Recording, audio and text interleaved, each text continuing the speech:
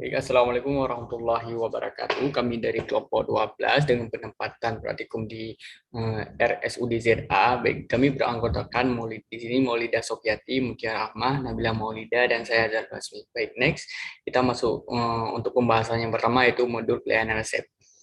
Berikut merupakan pendahuluan daripada modul pelayanan resep. Next. Next. Ini tujuan yang kita harapkan dari praktikum di rumah sakit. Kemudian ini merupakan alur pelayanan resep di depo farmasi RSUD ZA. Next. Baik, langsung saja kita masuk ke dalam pembahasan resep. Ini merupakan etiket. Yang pertama ada etiket hijau untuk pemakaian pagi, kuning untuk siang, dan pink untuk malam. Next. Baik, ini ada resep yang pertama. Langsung kita masuk ke kajian screening resep. Ini merupakan KCO dari resep tersebut.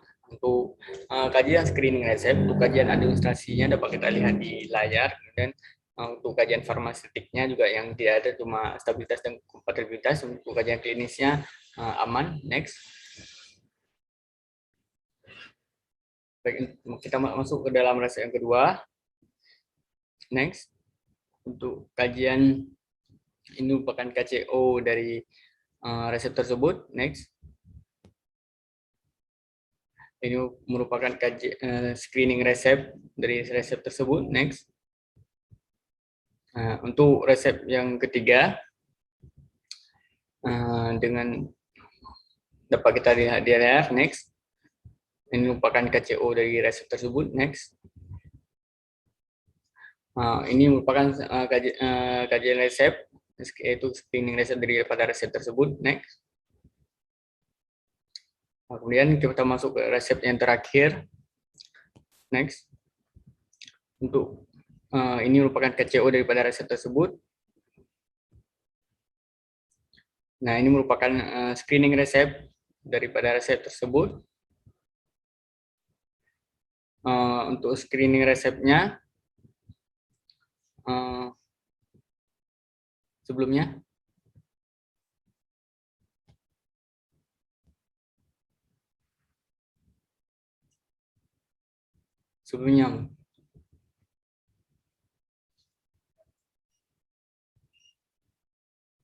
baik untuk kajian administratif ini yang tidak terdapat yaitu berat badan dan tinggi badan, di mana kalau untuk berat badan tinggi badan ini tidak mengapa kalau tidak ada kalau memang pasien tersebut adalah remaja dan dewasa. Baik, next. Berikut ini pembahasan yang akan kami bahas selanjutnya, yaitu dari mulai penerimaan resep, kemudian kajian dan screening resep, dan pengambilan, dan peracikan dan pengemasan obat, dan penyerahan. Next. Baik, ini merupakan proses penerimaan resep di depo RSUD ZA. Next. Ini pengkajian screening resep, yaitu meliputi administrasi, farmaseutik, dan klinis. Next.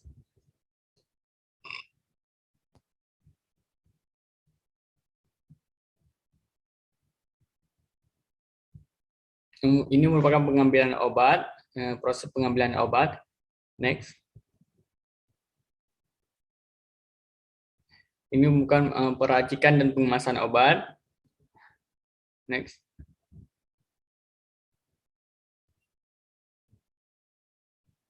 Ini merupakan penyerahan obat. Nah, ini catatan penting yang harus kita ingat di sini, yaitu pada saat penyerahan obat terkadang ada penarikan obat yang tidak habis terpakai. Kenapa? Faktor yang menyebabkan obat tidak habis terpakai yaitu pasien meninggal. Ya. Next.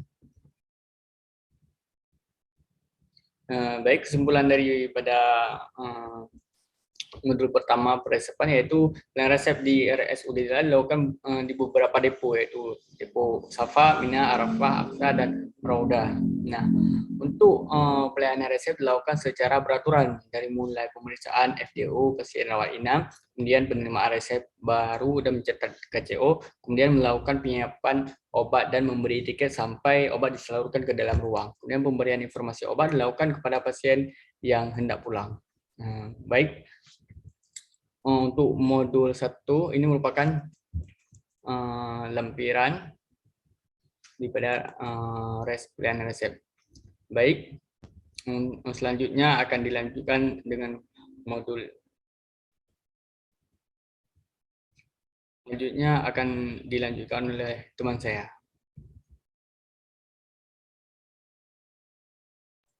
Baik, selanjutnya saya Nabila Maulida akan melanjutkan tentang modul pelayanan kefarmasian di rumah sakit. Next.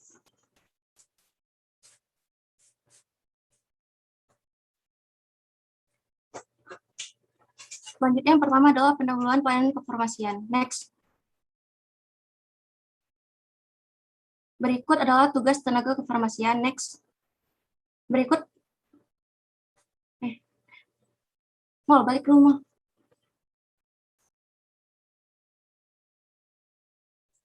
Berikut peraturan perundang-undangan dan tujuan praktikum. Next. Berikut pembahasan tentang rumah sakit. Next. Berikut tujuan rumah sakit. Next. Berikut fungsi rumah sakit. Next. Berikut kegiatan di rumah sakit dan perundangan yang berlaku di rumah sakit. Next. Berikut instalasi farmasi di rumah sakit dan produk pelayanan instalasi farmasi di rumah sakit. Next. Berikut fungsi instalasi farmasi di rumah sakit. Next. Next. Berikut pelayanan farmasi klinik. Next. Next. Next. Berikut pelayanan farmasi klinik yang pertama pengajian.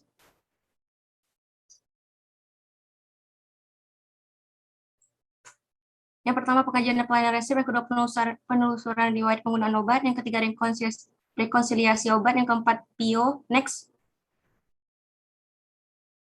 Yang kelima konseling obat, yang keenam VCT, dan yang ketujuh pemantauan terapi obat atau PTO. Next. Yang kedelapan meso, yang kesembilan EPO, yang ke-10 dispensing sediaan steril, dan yang terakhir PKOD. Next. Berikut alur pelayanan resep pada depo rawat inap RSUD ZA. Next.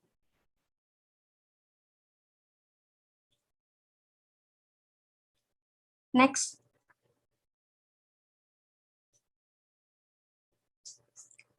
Pada pelayanan resep pasien yaitu CRQ dapat dilihat pada gambar berikut. Next.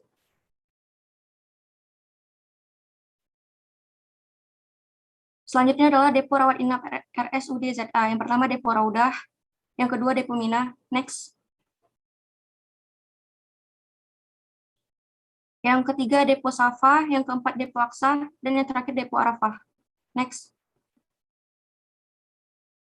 Kesimpulan dari yang dapat diambil dari pelayanan kefarmasian di rumah sakit, yang pertama adalah rumah sakit merupakan institusi pelayanan kesehatan yang menyelenggarakan pelayanan kesehatan perorangan secara paripurna yang menyediakan pelayanan rawat inap, rawat jalan, dan gawat darurat. Yang kedua, standar pelayanan kefarmasian di rumah sakit meliputi kegiatan yang bersifat manajerial dan pelayanan farmasi klinik. Yang ketiga, instalasi farmasi adalah unit pelaksana fungsional yang menyelenggarakan seluruh kegiatan pelayanan kefarmasian di rumah sakit. Next. Berikut daftar pustaka yang digunakan. Next. Berikut lampiran depo Safa. Next.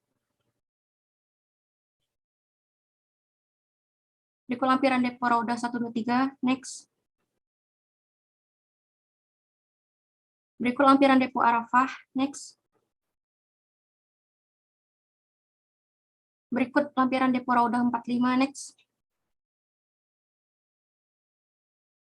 Berikut lampiran depo Raudah 67. Next. Berikut lampiran depo Aqsa. Next. Berikut lampiran depo Mina. Next. Berikut lampiran ruang penyimpanan obat, yaitu kegiatan mengantarkan obat ke tempat penyimpanan obat dengan sistem UDD. dan mengambil sisa obat pasien dengan TTK dari Depo Aksa. Next. Berikut penyimpanan obat. Yang pertama, tempat penyimpanan alkes. Yang kedua, lemari penyimpanan obat narkotika dan psikotropika. Next. Di sebelah kiri lemari penyimpanan insulin dan di sebelah kanannya sama seperti tadi, yaitu lemari penyimpanan obat narkotika dan psikotropika. Next. Di sebelah kiri tempat penyimpanan obat high color dan di sebelah kanan tempat penyimpanan obat lasa. Next. Di sebelah kiri tempat penyimpanan obat berdasarkan abjad dan di sebelah kanan lemari penyimpanan inhaler. Next. Berikut obat yang disiapkan dengan sistem UDD. Next. Berikut form serah terima obat, narkotika, atau psikotropika. Next. Baik, terima kasih. Saya akan melanjutkan penjelasan tentang pelayanan informasi obat delivery device. Next. Berikut pendahuluannya. Next. Berikut tujuannya.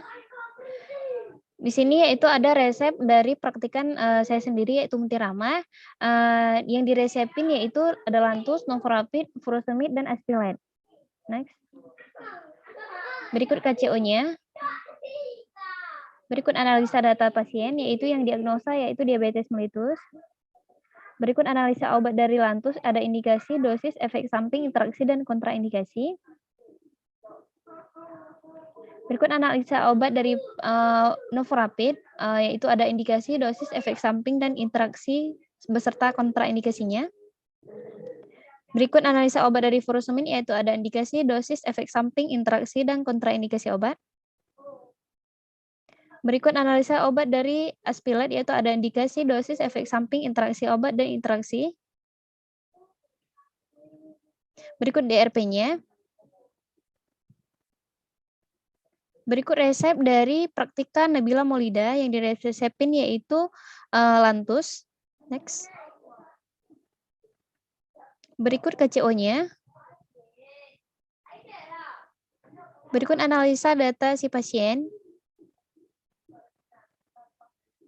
Berikut analisa obat, yaitu ada indikasi, dosis, efek samping, interaksi, dan kontraindikasi dari Lantus. Berikut DRP-nya. Berikut resep dari Praktikan Maulida Sofiati yang diresepin yaitu ada Levemir, Metformin, dan Gavus. Next. Berikut kartu catatan obat.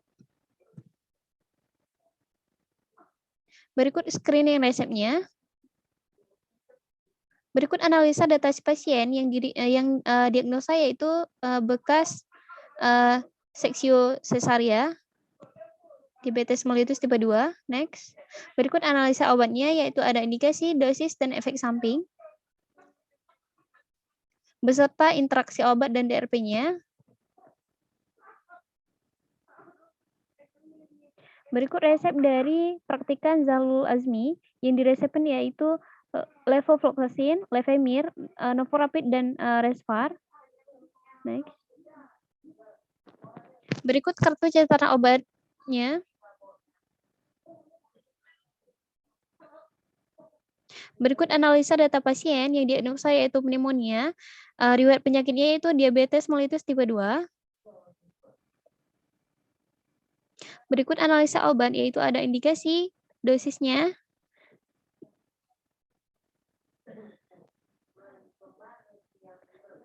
Berikut ada efek samping interaksi obat dari Levofloxacin, Levemir, Novorapid, dan Respar.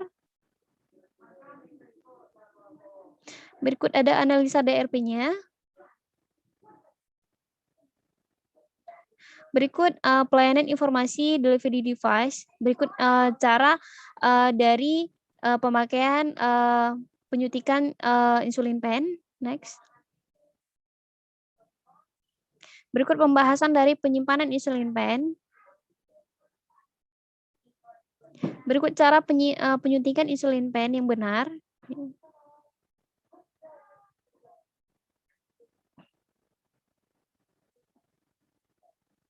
Next. Berikut konseling dari pengobatan si pasien. Berikut kesimpulan dari pelayanan informasi obat delivery device.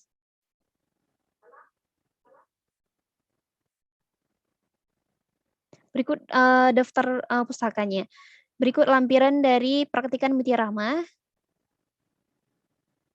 Terima kasih.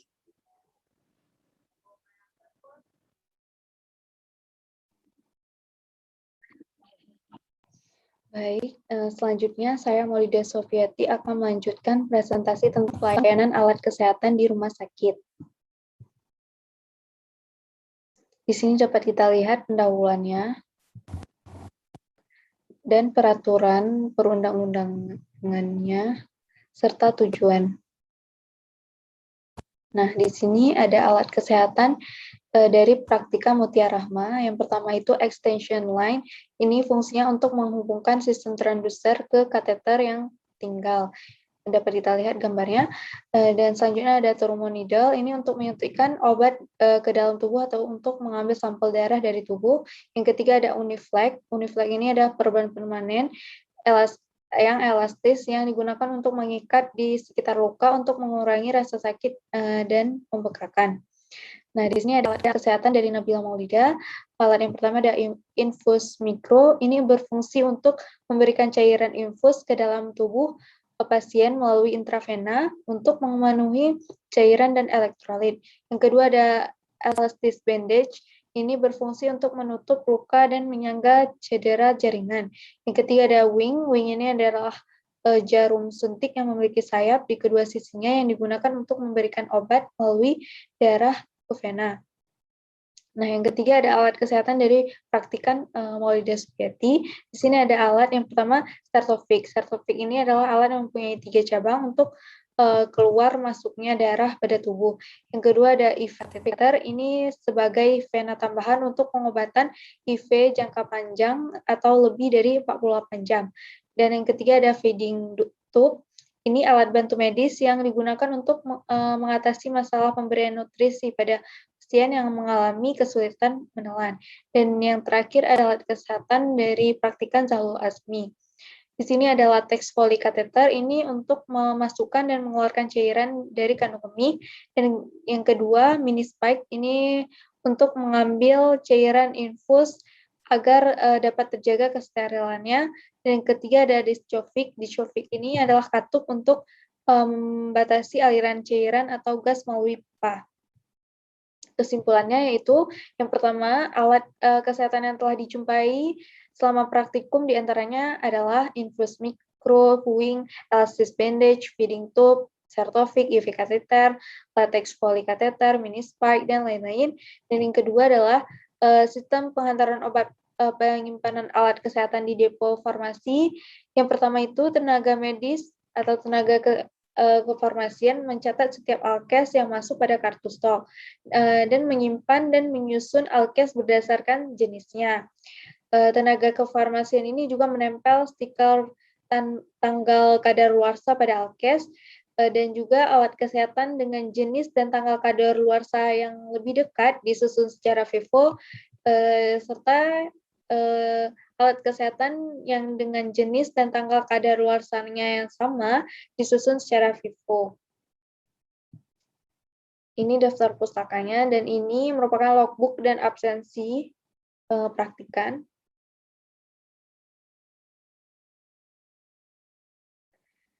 Sekian presentasi dari kelompok kami. Lebih dan kurang kami mohon maaf. Assalamualaikum warahmatullahi wabarakatuh.